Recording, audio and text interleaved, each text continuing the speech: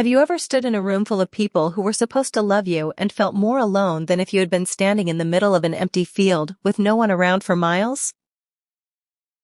Have you ever smiled through a moment so painful that your jaw literally ached from the effort of holding it together? Have you ever watched someone take everything from you, your marriage, your trust, your sense of reality, and then look you dead in the eyes like they were doing you a favor? Because that is exactly where I found myself. At my husband's funeral. In a black dress. With tears I wasn't even sure were real anymore. While my sister, my own blood, the girl I shared a bedroom with growing up, the woman I called my best friend for 29 years, stood just a few feet away from me holding a secret so catastrophic, so completely devastating, that when she finally let it out, the entire room went silent. Not the respectful kind of silence you expect at a funeral. The kind that happens when the ground shifts beneath everyone's feet at the exact same time. She waited until the day we buried my husband to tell me. She waited until I was at my absolute lowest, most broken, most hollowed out point. And then she handed me a folded piece of paper, looked me in the eyes, and said 4 words that unraveled everything I thought I knew about my life. You need to read this. I need you to stay with me today. What I'm about to share is not just a story, it is my life. Every single word of it is real. Every emotion I'm going to describe, I lived through it. I breathed it. I survived it. And if you have ever been betrayed by someone you loved, if you have ever been underestimated, overlooked, or made to feel like you were somehow less than, then this story belongs to you, just as much as it belongs to me. Please subscribe to this channel. I know that might seem like a small ask right now, but your support means everything to me. It reminds me that I am not alone in this. Hit that subscribe button. It costs you nothing, but to me, it changes everything. Now let me tell you what happened.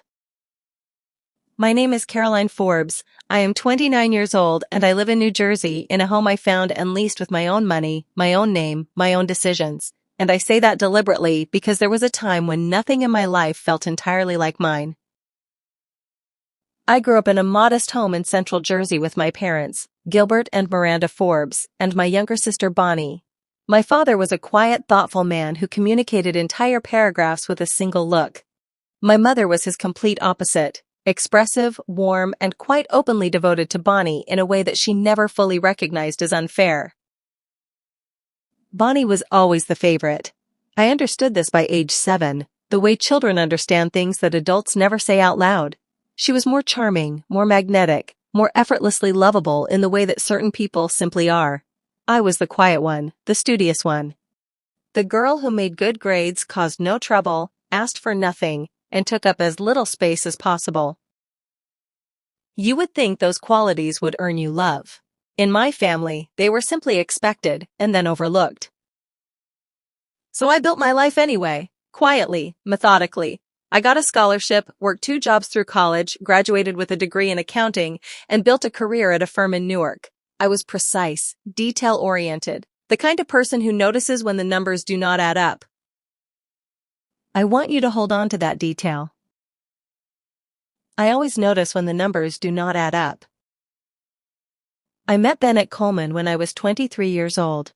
He walked into a coffee shop where I was eating lunch alone, reading a novel, minding my business completely, and he sat down across from me without being invited, pointed at my book, and said, "That has the saddest ending of anything ever written. I hope you're emotionally prepared." End of. He was tall, easy smiling, with brown eyes and a small scar above his left eyebrow from a bicycle fall at age 8. His name was Bennett Coleman. He was 26. He worked in construction project management, and he was, in those early years, the most attentive person I had ever been close to. We dated for 2 years. He was patient with my walls, kind in ways that felt almost foreign to me at first, because I was not accustomed to being treated with gentleness.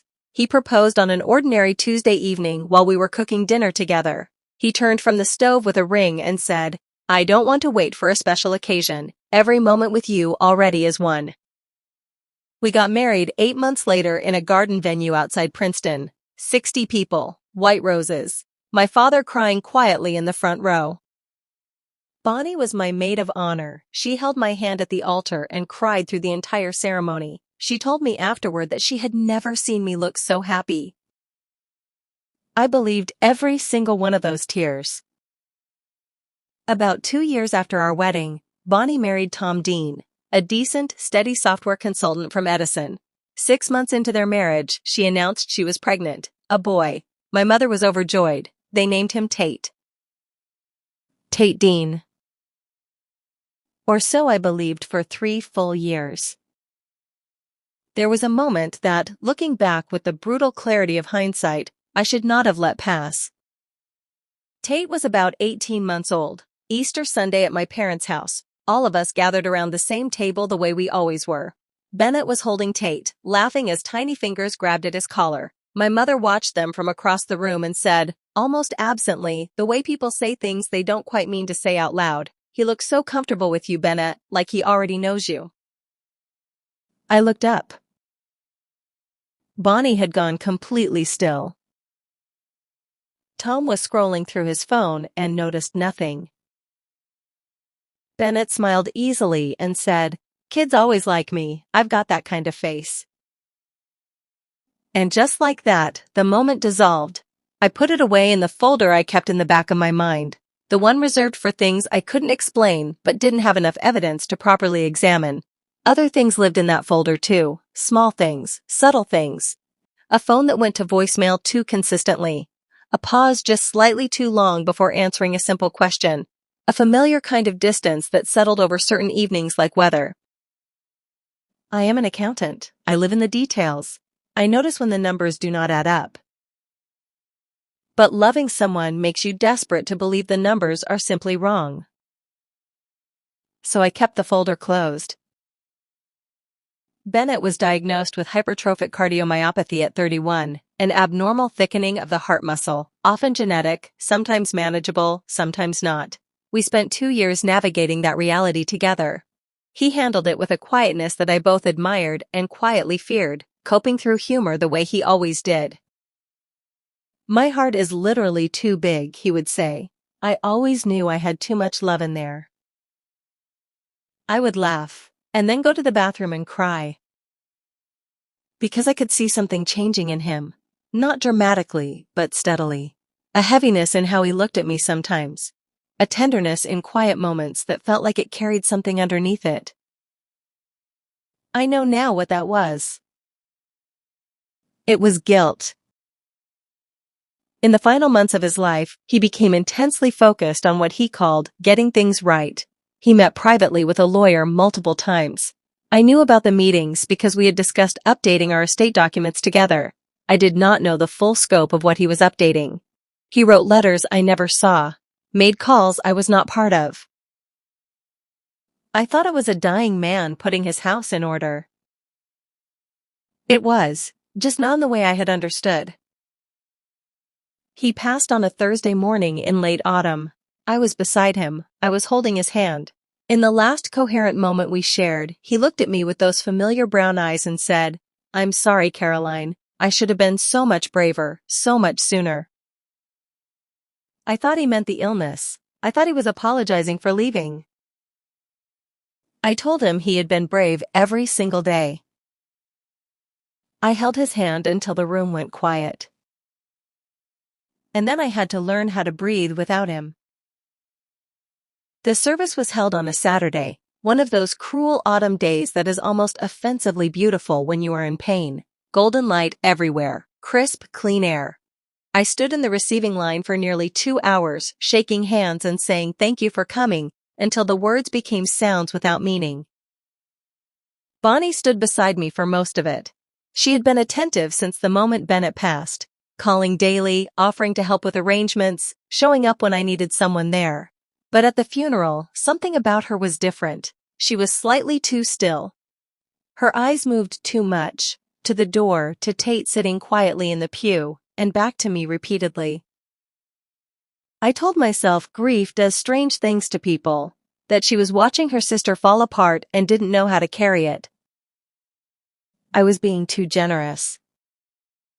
By the time the reception was winding down, I had found a table near the window and sat alone for the first time all day, shoes off, a cup of cold coffee in front of me, staring at nothing in particular. Bonnie sat down across from me.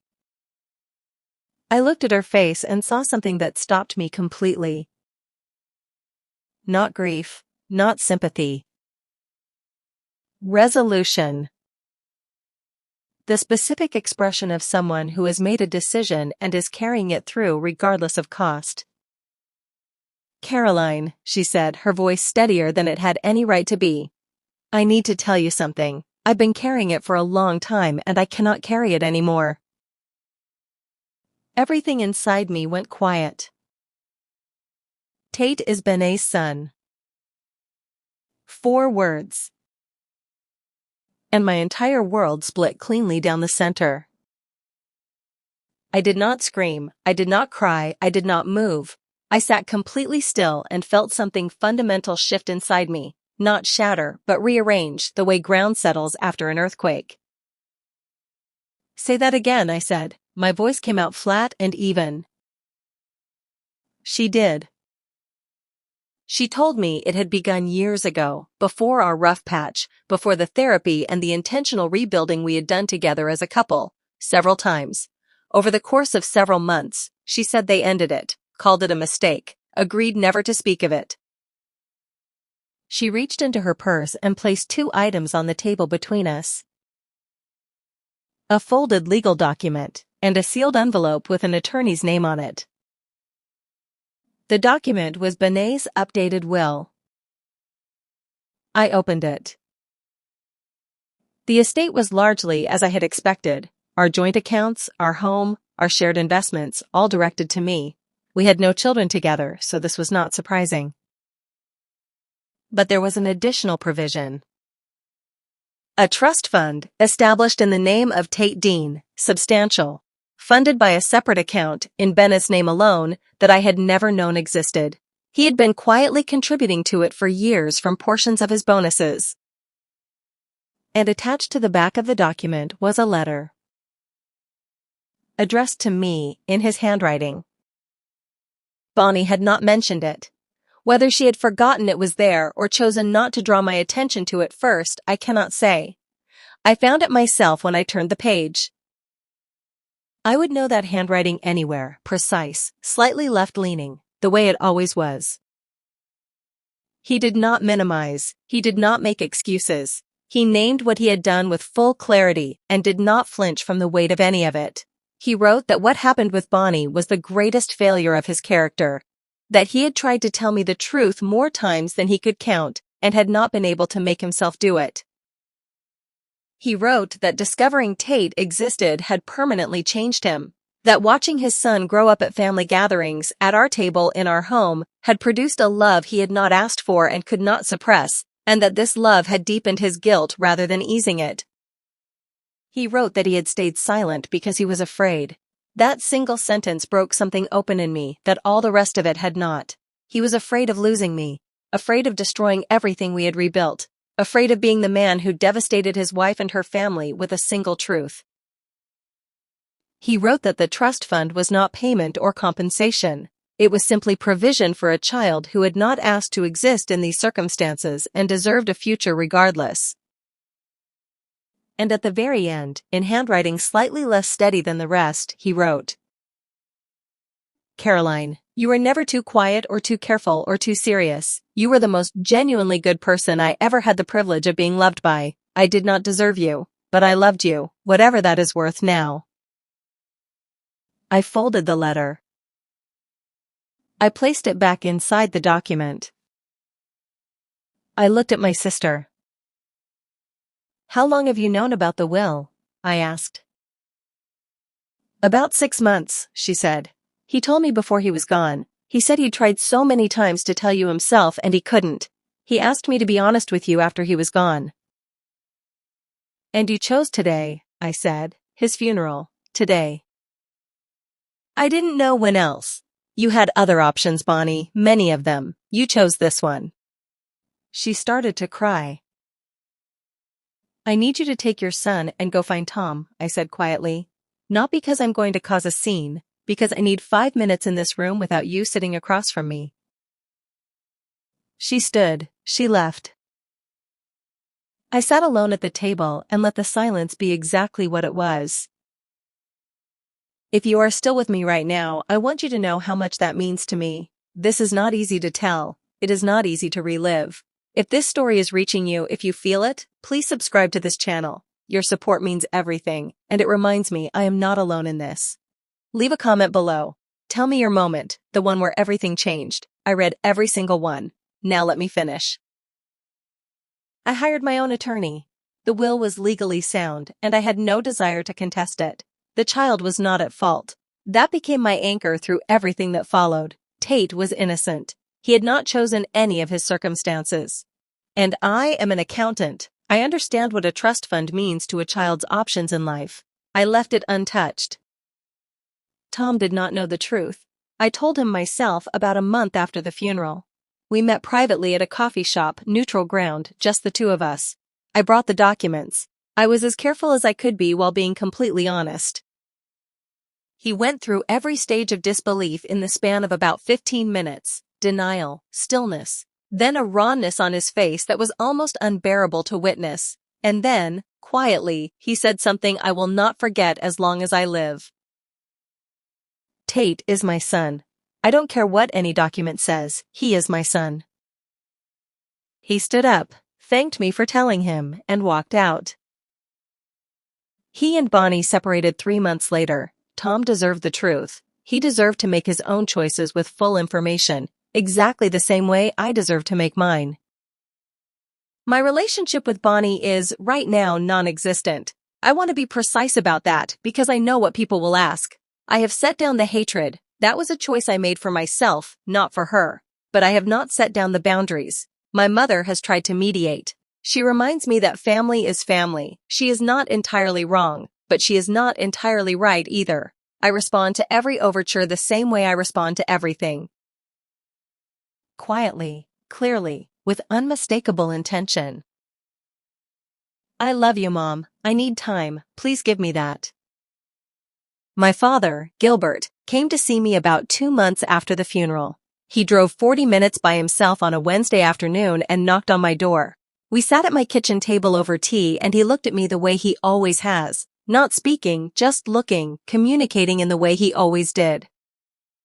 And then he said, "I always told your mother she underestimated you. I want you to know that I never did." I cried then. After weeks of holding everything together through legal processes and family navigation and grief that had no clean shape, I finally cried at my kitchen table while my father sat across from me and said nothing more. Because he didn't need to. He had said the only thing I had needed to hear my whole life. I found a new apartment, 2 bedrooms, great natural light, a view that genuinely makes me happy in the mornings. I painted the second bedroom a color called Sage Whisper and turned it into a home office. I am aware that this detail is small. I hold on to it anyway. My therapist told me something I think about nearly every day. He said, "Caroline, the people who survive the hardest things aren't the ones who are never broken. They're the ones who look at the broken pieces and realize they were made of something better than they ever knew." It lives on a note card on my desk. I kept Tate in my life. I know people will have thoughts about this choice, and I have considered all of them. But Tate is 4 years old. He calls me Caro. He could not manage the full name when he first started talking, and it stuck. He does not know any of what happened. He has a stuffed rabbit named Forbes that goes everywhere with him. I did not name it. He did, and I will not pretend that does not mean something to me. I see him when logistics allow, coordinated carefully with Tom, not out of obligation or lingering attachment to what was, but because Tate is a small person who is funny and curious and full of life that deserves to be witnessed, and because I have learned, the hard way, the real way, that love is a choice. Some choices are worth making no matter how complicated the reasoning behind them is. I went back through the folder eventually, all the things I had noticed and quietly filed away for years rather than examining them directly. And I found that my instincts had been correct, consistently, the entire time. I had seen things, I had known things, somewhere underneath the surface. I had simply trained myself so thoroughly to be the quiet one, the reasonable one, the one who did not take up too much space or ask too many uncomfortable questions, that I had overridden my own instincts at every turn. I was underestimating myself more completely than anyone else ever had. That is the thing I am actively working to change, not learning to distrust people, not becoming hardened or closed or suspicious of everything, but learning to trust the part of myself that notices. To let the quiet voice that says something here is wrong be heard without demanding perfect evidence before I take it seriously.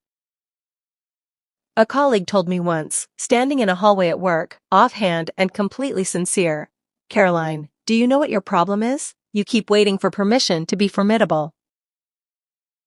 She was right. I am done waiting for permission. I want to speak to you directly before we end. If you have been betrayed by a partner, a sibling, someone you trusted with the most vulnerable parts of yourself, there is no correct timeline for becoming okay. There is no right speed at which grief moves or anger fades or trust rebuilds. Anyone who pressures you to move faster or get over it sooner is working on their schedule, not yours. Take your time. Open the folder, look at what is inside, not because it will hurt less immediately, it absolutely will not, but because you deserve to live in complete possession of your own story. You deserve the truth of your own life, even when that truth is brutal. And when you are ready, even if that feels impossible from where you are standing right now, take up space. Be the thing people have always underestimated. Stop waiting for someone to hand you permission to be exactly who you already are. To Bennett, I have found a way to hold both the love and the betrayal in the same hands without one destroying the other. I don't know if that's what you hoped for, but it is what is true, and it is what I have. To Bonnie, I hope you find your way to peace. I genuinely mean that. But peace between us, if it ever becomes possible, will ask more of you than time alone can provide. To Tate, you are going to be such an interesting person, I can already tell. Forbes the Rabbit is lucky to have someone like you. To my father, thank you for always seeing me, even when you were the only one who did. To myself, you did not break, you found out what you were made of, and it turned out to be more than enough.